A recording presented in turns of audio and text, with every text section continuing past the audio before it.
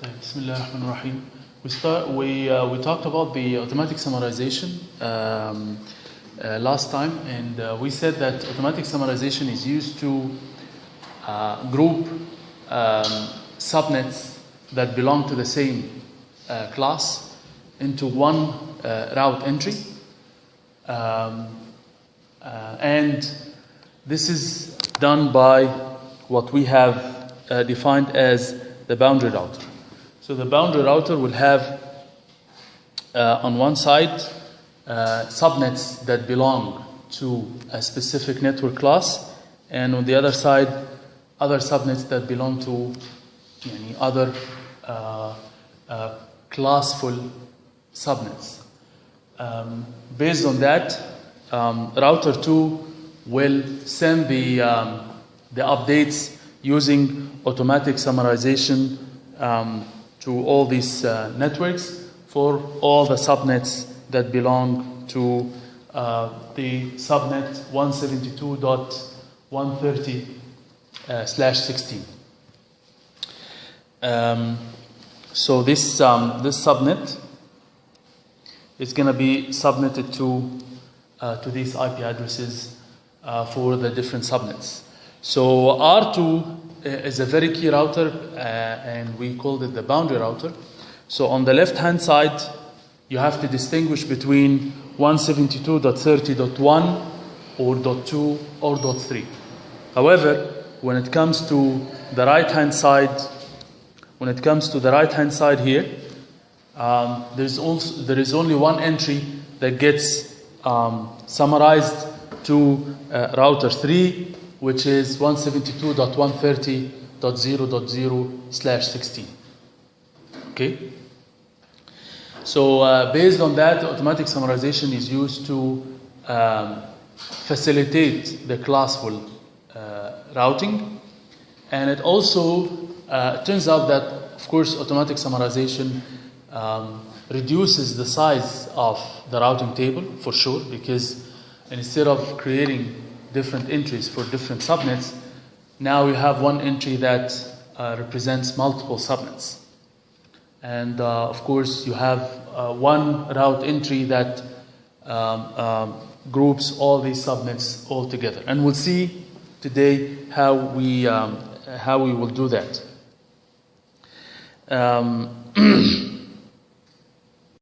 So for automatic summarization, the boundary router automatically summarizes these classful networks and summarize all these subnets into what we call a major network, which is the 172.30.0.0.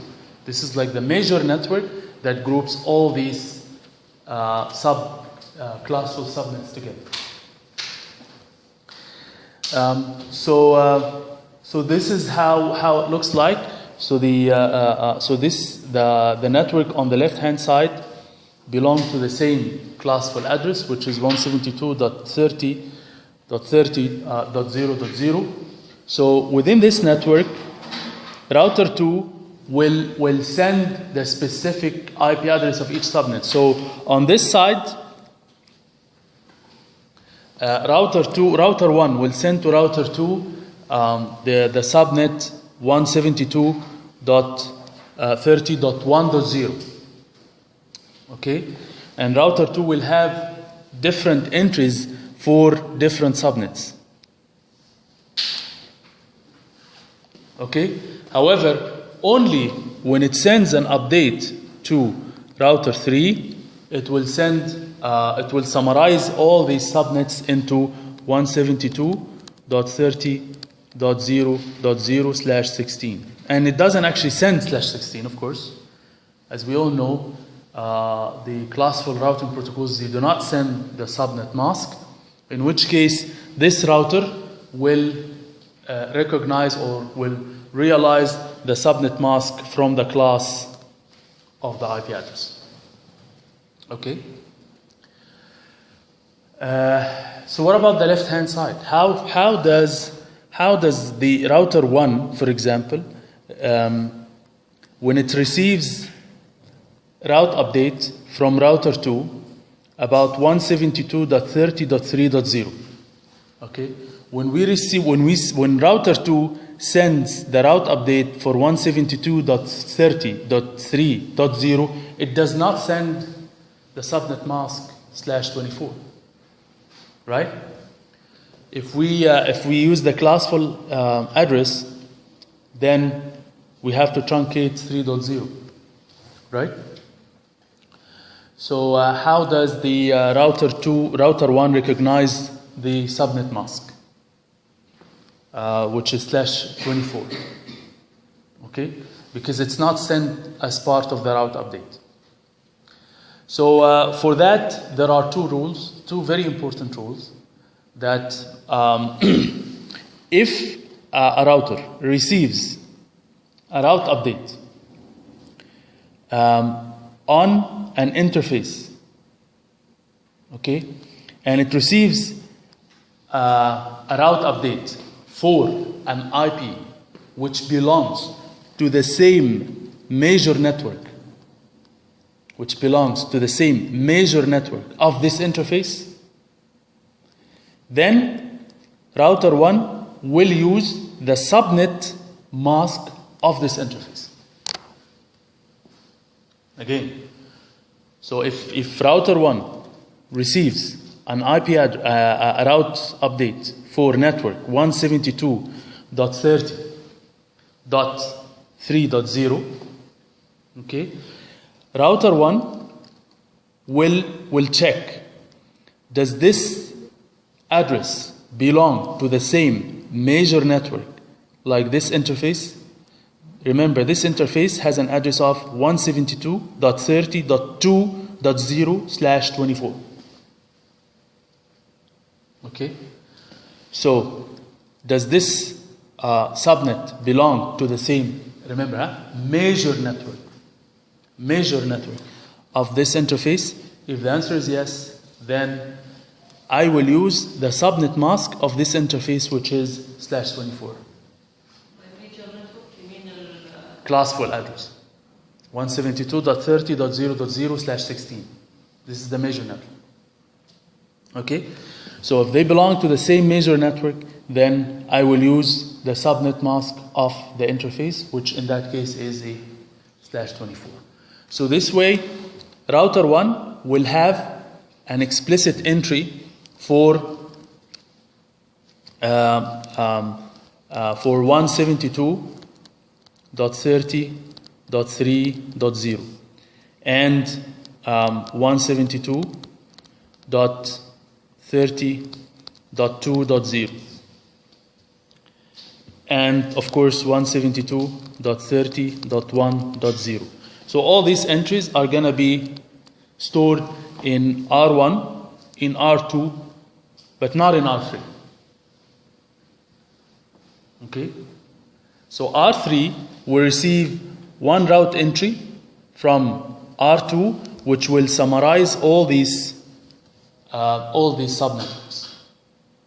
So when router 3 receives the route entry 172.30.0.0, okay, this is, remember, this is coming on a route update which is received on an update on an interface which belongs to a different major network. Okay, to a different major network. So in that case, I will not use the subnet mask of that interface. Instead, I will use the major network and the classful address. In which case, I will recognize that this address is class B. So I will say, okay, so the subnet mask by default is a /16. Okay? So the two rules are very important. If you receive a route update on an interface which belongs to the same major network, then you use the subnet mask of that interface. Otherwise, you use the major network address.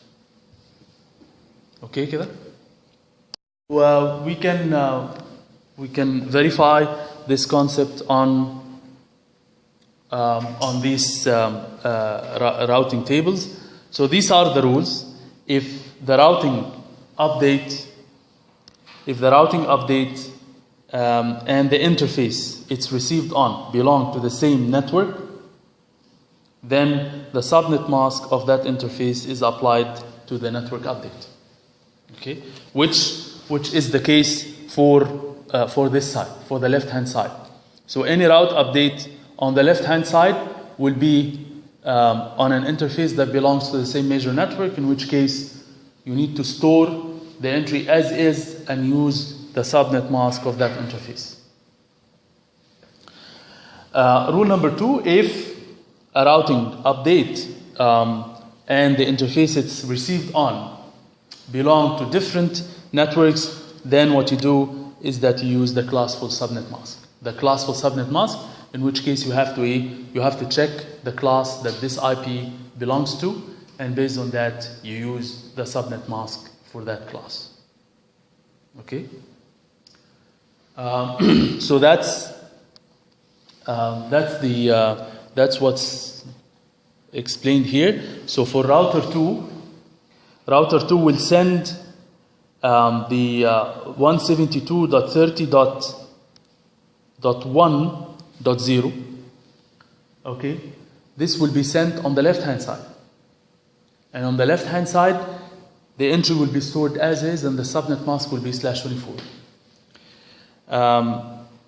However, on the right-hand side, it will send only one entry for all the subnets that belong.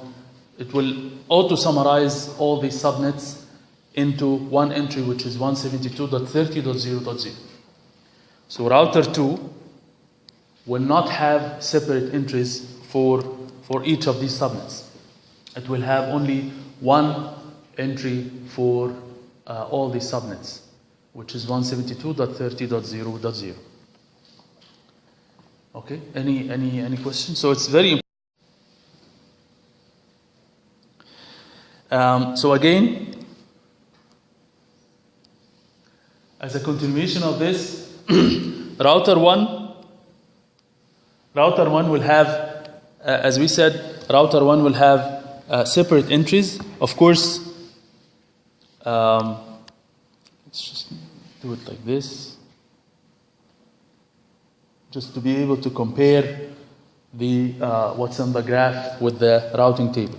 So router 1 will have entries for, of course, 172.30.1.0, which is this one, the one which is directly connected, and we'll have another entry for 172.30.2.0, which is also directly connected, and then we'll have 172.30.3.0, which is this one. Okay, and of course, the subnet mask of all these networks or subnets will be 24, which is recognized from the subnetwork of this interface. Okay. However, when you look at router 3, it will have, of course, a specific subnets for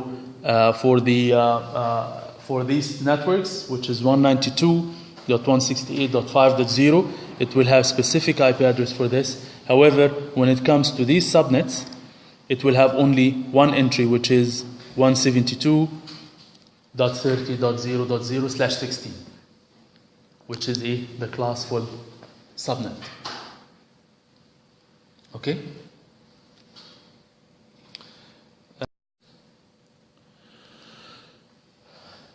So having said that, the automatic summarization, of course, will have some advantages based on the fact that, of course, summarizing multiple subnets into one route entry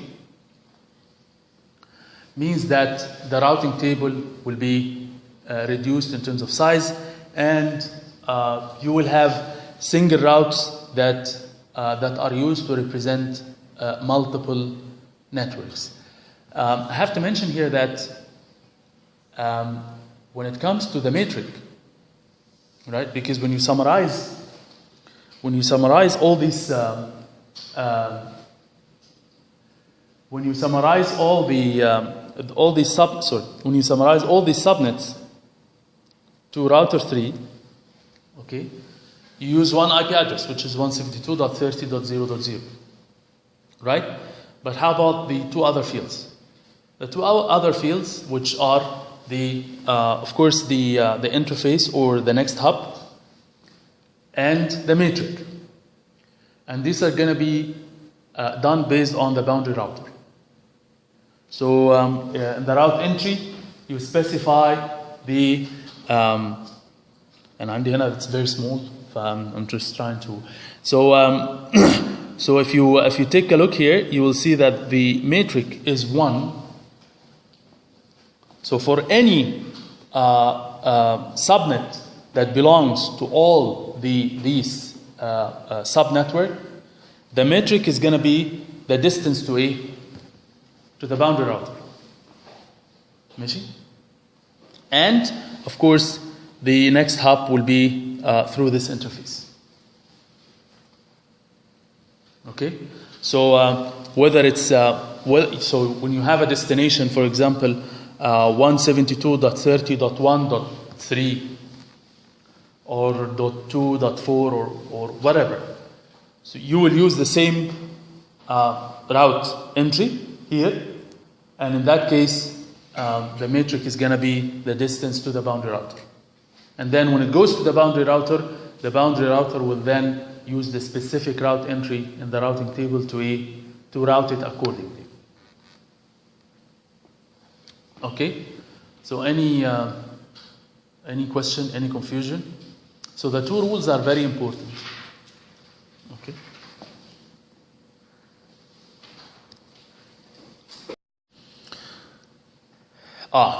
So does actually automatic summarization have a disadvantage? Yes. It does have a big disadvantage, which is that it does not support what we call discontiguous networks. So what does that mean is, if we look at this network here, we see that we have subnets that belong to one major network, 172.30.2.0 and 172.30.1.0.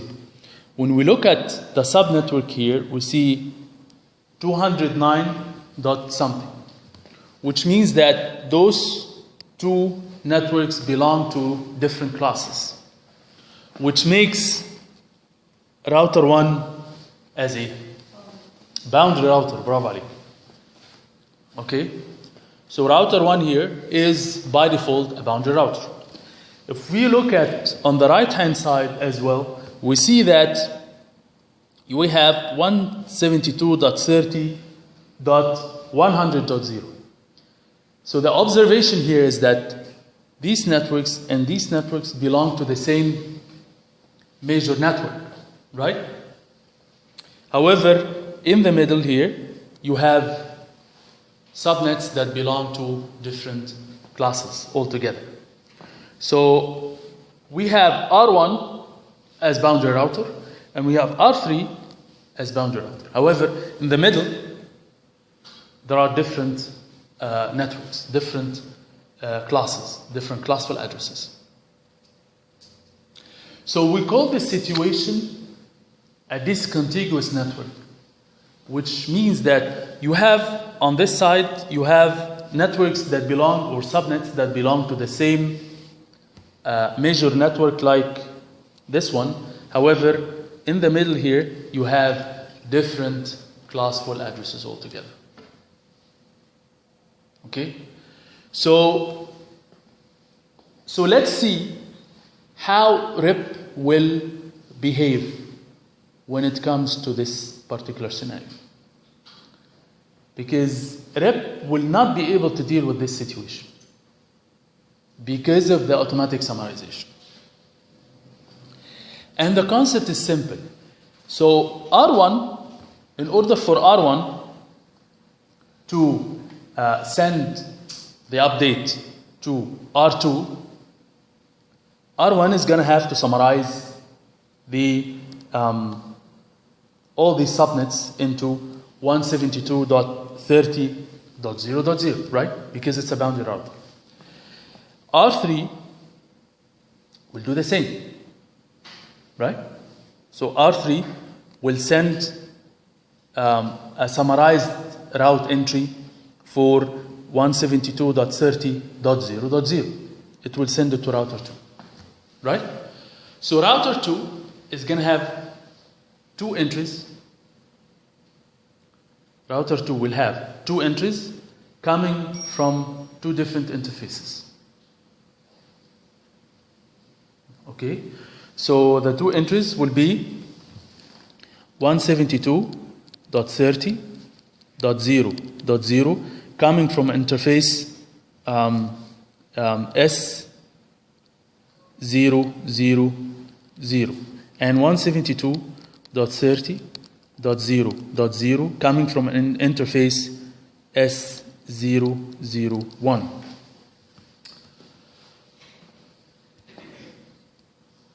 Okay, so what do you think router 2 will do?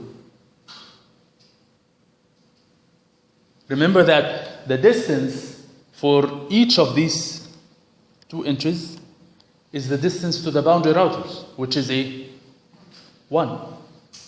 So based on what we have learned so far, what should router 2 do?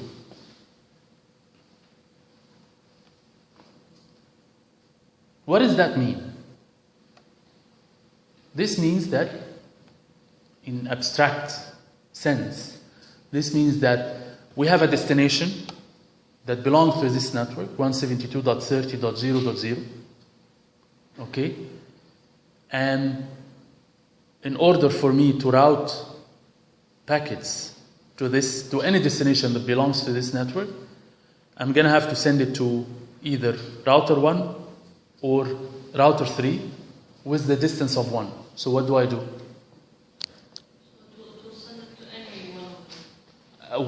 So if we have two route entries with the same cost, with the same metric, what does the router do? The router will use what? Load balancing. The router will recognize that it's any destination that belongs to this network, I can send it to either router 1 or router 3, in which case I'll send it one here, one here. Okay? So it will use load balancing, in which case it will actually store both entries. Okay? It will store entry 172.30, and the next hop will be S000, and another entry 172.30 with an interface S001, and both of them have metric of 1, which is load balancing. But is this correct? Is this actually correct? Because this means that you may actually send packets for this network on this side, and you may actually send packets for this network on this side, right? Because of the automatic summarization. Because of the fact that router 1 and router 3 deal with the same major network, okay? However, in the middle you have other subnets that belong to other major networks. So we call this discontiguous scenario.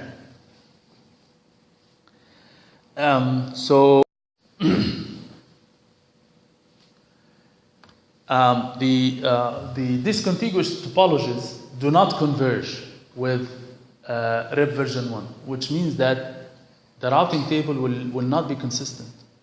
The routing table will not be consistent. Why? Because router 2 will think that those are one contiguous, okay, summarized network that belong to a class 172.30.0.0. However, these are two different networks. These are not one contiguous network. Right? Because there is part here and part there. So for me, I will do load balancing. But is this what I have to do? No. Because those are two separate networks. And those two separate networks are discontiguous, which means that they are not connected. They don't have any connection. Okay? So based on that, the router 1 and router 2 will advertise the major network addresses only, in which case you have very interesting situation in the routing table that looks like this. You have router 1, of course, will have entries for the different subnets.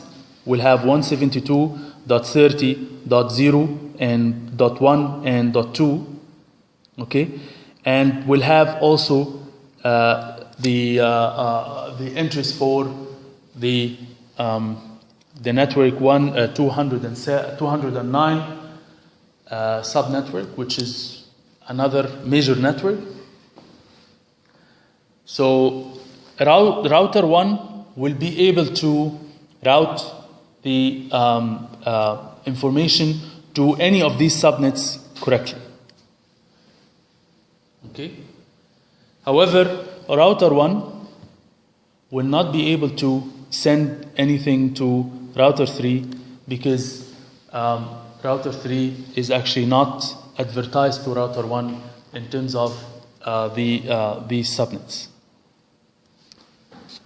Because it will have to be advertised through router 2, and router 2 does not receive any specific addresses of these subnets. Router 2 will receive one summarized IP, which is the major network, 172.30.0.0.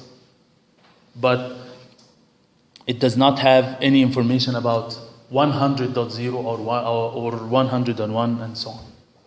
So these will never reach to R1.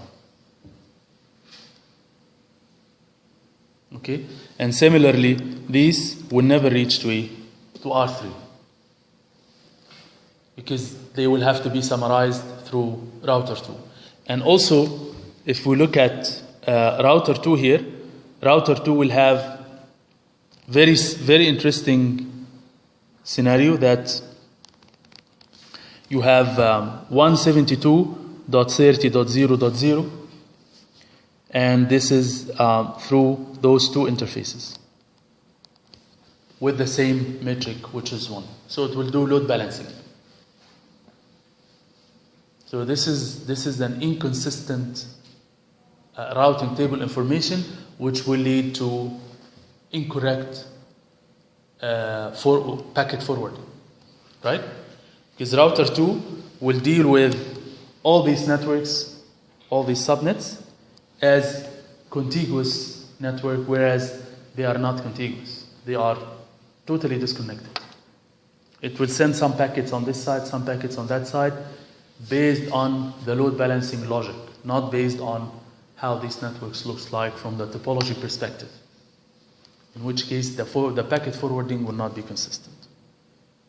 Any questions? So the major disadvantage of automatic summarization is what we call the inability to deal with discontiguous networks. Any question? So that's a very important. Another concept is what we call the default route. We all know from 455 what default route means, if you remember. Does anyone remember? Default route is the route that usually connects the enterprise network to the internet.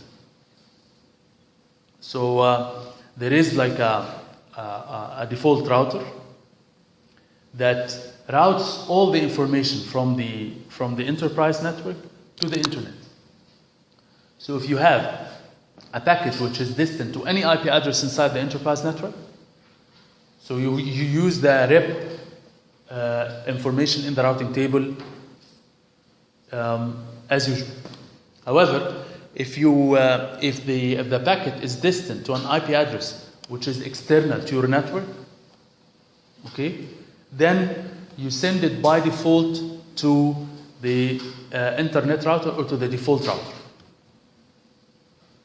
Okay, so for all the so when it comes to the routing table, all the IP addresses which are part of the external network are all defined as one entry in the routing table, which is what we call the default route. So the default route, the packets that are not defined specifically in a routing table will all go through a specified interface for the default route. So in that case, we define the default route as we can see here. So the default route is defined by default as 0000 on a specific interface. So any router that has this default entry or default route will check the destination IP address in the packet. If it cannot find this destination IP address in any of the routing entry in the routing table, then it uses this default route. Then it forwards the packet to this default route, which in that case, the interface S001. Okay? So usually this default route gets handled in the network manually. Okay? The way that we handle the default route is actually, I shouldn't say totally manually, it's half manually, half automatic. So as we all know that rep uses automatic route updates, right? However, if I leave the situation to rep, rep will not be able to deal with the route entry completely correctly. So in which case, I have to do something special for the default route. On one hand, the first setup of the route entry has to be done manually. And then, part of it, I will leave it to rep to propagate the route updates to the rest of the routers in the network. So we'll see how that happens. So, so basically, I want to designate router 3 as the default router or the enterprise internet router. So, so the way we do that is that, as we said, there is part manual and part will be automatic. So the manual part, of course, as we have discussed before, we don't have to memorize any commands. We don't have to know the syntax of these commands. We're not talking about how to configure the router here. We're just talking about concepts. Okay, so we need to understand the concept of the default route, not specifically to memorize commands here. So, but this is just to explain how this is done in terms of configuring the router. So what we do is that for router 2 runs rep normally. So, but we have to suspend any sending or receiving route updates by rep on this interface. So we want to have a disconnection here when it comes to the normal automatic route updates by rep.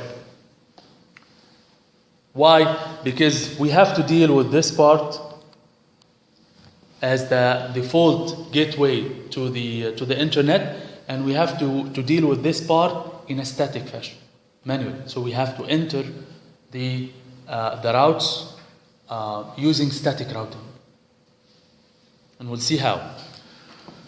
So in order for me to do that, we run a command which is called no network. And no network for this interface, which is 192.168.4.0.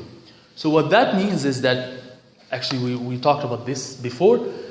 We said that this command means that you disable or you enable the route updates to be sent through this interface or received through this interface. And we said as part of configuring the network for the first time, we have to enable route advertisement through different interfaces that are connected to the router using this command, network, and then you put the IP address of that interface. This triggers the router to enable the sending back and forth the route updates on this interface. So simply, in order to deal with the default route, the first thing we do is that we have to disconnect the normal route updates at this boundary. So we say no network on interface 192.168.4.0. So this will disable route advertisement on this interface, either going this way or this way. Okay? So all the entries on this site are normal rep and nothing is changed. Okay? So when we look at router 3 here will say no router rep. So do not use rep for automatic updates, because router 3 here are going to be dealt with using static routing manually. Okay? And because rep is not running on router 3, we have to put the routing entries manually. And the only routing entry that we need is this. So we specify one route entry from R3 to any part of this network. Remember that this network here is a contiguous network that belongs to the same major network, which is 172.130.0.0. So in which case, we specify 172.30.0.0. So any destination that belongs to this network, you send it through this interface on serial 001. So from router 3 perspective, any packets that are sent to any destination on these contiguous networks, I'm going to send it through this interface. Okay? So that's from router 3 perspective. From router 2 perspective, I'm going to have to specify the default route, which is what we have talked about in previous slide, which is 000 IP route 00000 on this interface. So this means that towards this direction, I'm going through the default route.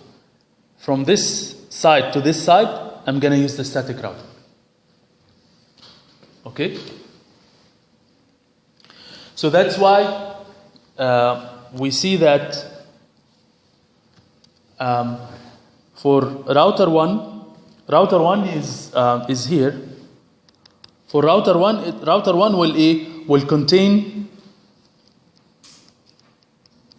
the different subnets as usual, individual subnets, and it will use the normal rules for rep, because router 1 still runs rep, so it will use the normal rules for rep. So all these entries are going to be using the subnet mask of this interface, as we have discussed before, which is /24.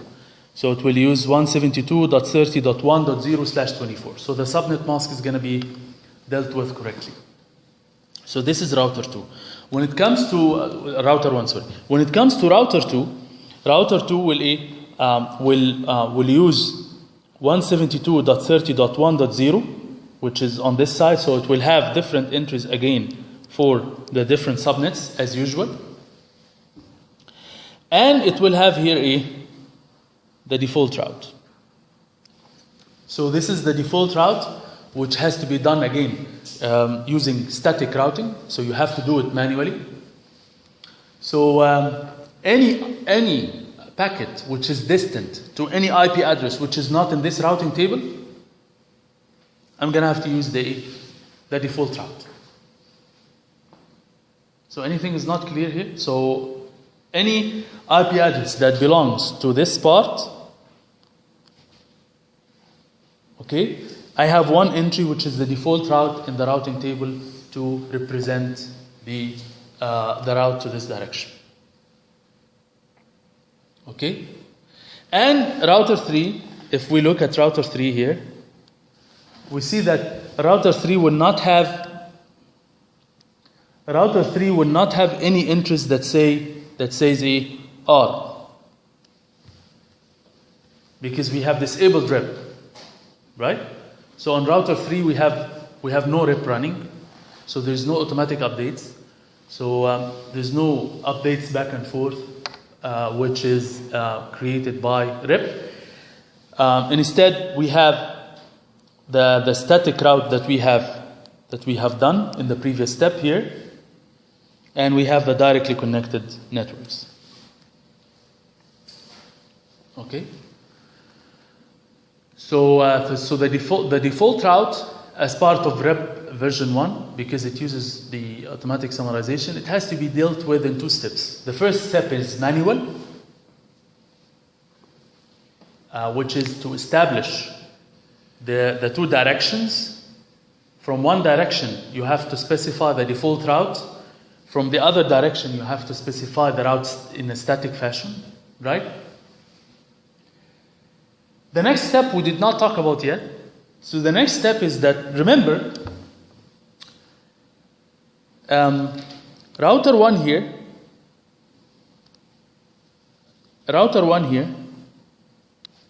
is still missing one piece of information, which is, if router 1 has received a packet which is distant to an IP address which is, let's say, 205.30.40.1, where does it route it?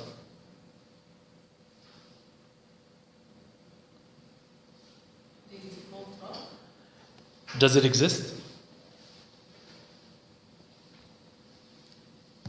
Does it have currently a default route? No. In which case it will drop it. So there is still something missing here, right? So there's still something is missing, which is the default route. So one option is that because I created this default route manually, right? I can go through each router and create the default route.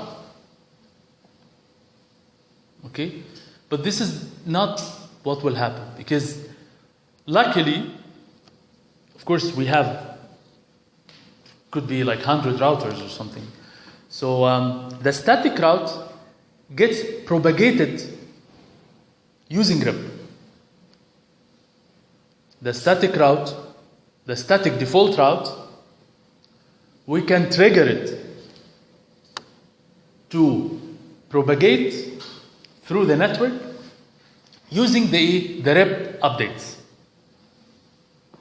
which is a little bit unusual, right? Because static route means that you have to do it manually, right? And rep uses automatic updates. So the two concepts are different fundamentally, right? But just the fact that I created the static route manually should not force me to have to go through each router and create the default route, because this is a very tedious process. So instead, what they do is that they do something called default information originate. And again, you don't have to memorize what this command means. What this command means is that I only created the default route in router 2, right? Just want to remove. How do I remove? I forgot. Oh yeah, this one.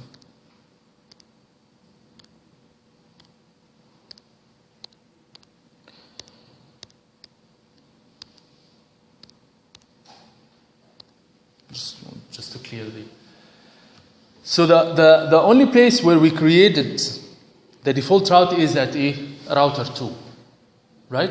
So in router 2, we use the command which is default information originate, which means that I'm designating router 2 as the origin to propagate the default route.